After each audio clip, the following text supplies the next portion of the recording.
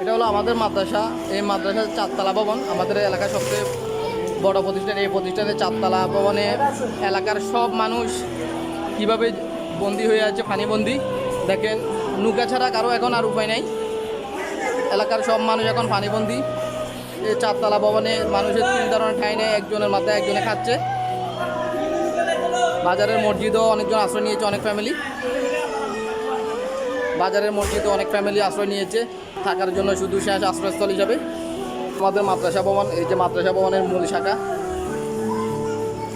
আমাদের বাজারের যে মূল সড়ক, এই যে দৌলতপুরের সড়ক, যে সড়কটা, এটা হলো স্কুল। এই স্কুল ভবনের 3তলা ভবনে মানুষের ঠাঁই নেই। দেখেন কত মানুষ এখানে আশ্রয় নিয়েছে শেষ আশ্রয়স্থল জীবন বাঁচানোর জন্য। স্কুলের মাঠে কোমর পানি, অনেক স্বেচ্ছাসেবক সংগঠন ভাই এরা কাজ করতেছে মানুষের জীবন বাঁচানোর জন্য। সবার অবস্থা একবারে খারাপ, সবাই জীবন বাঁচানোর তাগিদে স্কুল মাদ্রাসাতে ছুটে আসছে।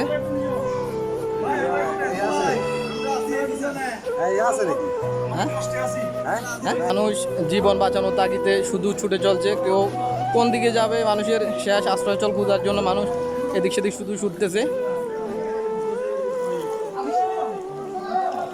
একটা ফ্যামিলিকে উদ্ধারের জন্য যাচ্ছি, কি অবস্থা দেখি তাদের। বন্ধু বান্ধব লেভেলের যতজন আছে সবাই বাড়িঘর ডুবে গেছে। মানে সবাই বলতে সবারই, আমাদের কারো অবশিষ্ট আসলে কিছু নাই। সবাই আবার নতুন করে অনেক কিছু শুরু করতে হবে। সবাই মুরগি নিয়ে এদিক সেদিক ছুটাছুটি করতে।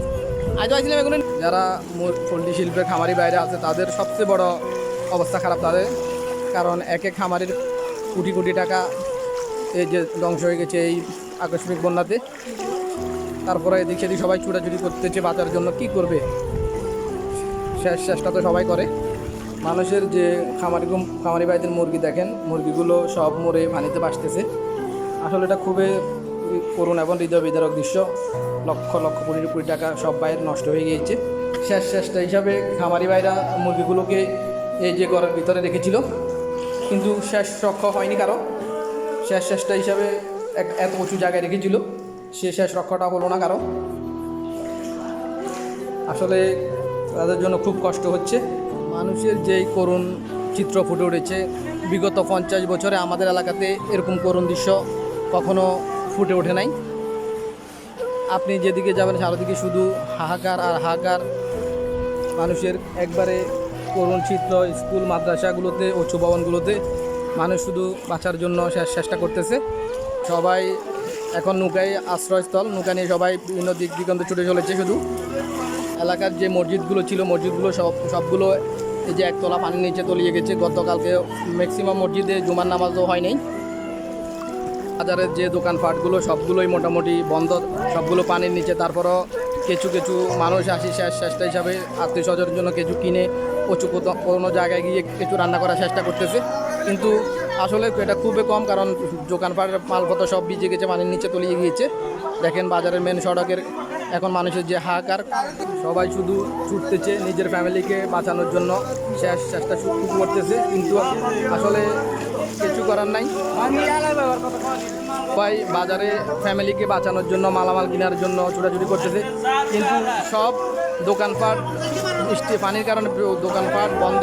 কিছু কিছু দোকান ইচ্ছা করে খুলতেছে না, মানুষ ক্ষিপ্ত হয়ে গেছে। এলাকার যে জিনিসপত্র শর্ট হয়ে গেছে, মানুষের খাবার শর্ট। কিছু কিছু দোকানদার অমানবিক কাজ করতেছে। দোকানের ভিতরে পানির কী অবস্থা দেখেন, পানি দোকানের পানি হাঁটুর নিচে দোকানের অবস্থা।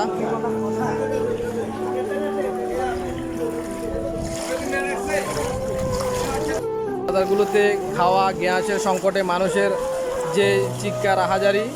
কিছু কিছু সংগঠনের বাইরে আবার উপরে রান্নাবান্নার কাজ চালাচ্ছে, সবাইকে হেল্প করার চেষ্টা করতেছে। অনেক দোকানি ভাই অমানবিক কাজ করতেছে। এরকম দুর্যোগ পরিস্থিতিও কিছু কিছু মানুষ যে আত্মমানবতা সেবায় নিজেকে নিযুক্ত রেখেছে।